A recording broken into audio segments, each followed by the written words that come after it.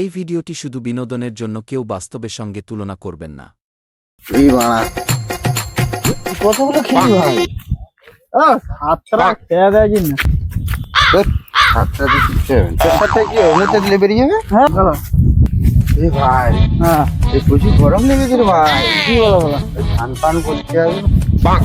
কি তুমি স্নান করবো তো? হ্যাঁ। মোর বাপের ওদিকে চলো, 8 বিঘা জায়গা ঝিল ঘোরা আছে, প্রচুর মাছটা আছে, চলো।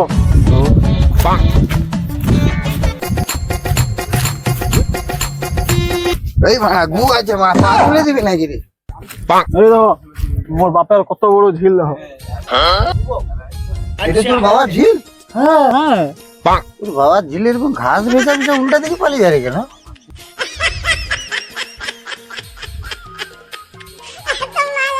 কি বলবো অভিদা, আমার বাপের ঝিলটা তো গভর্নমেন্টের সঙ্গে যুক্ত আছে।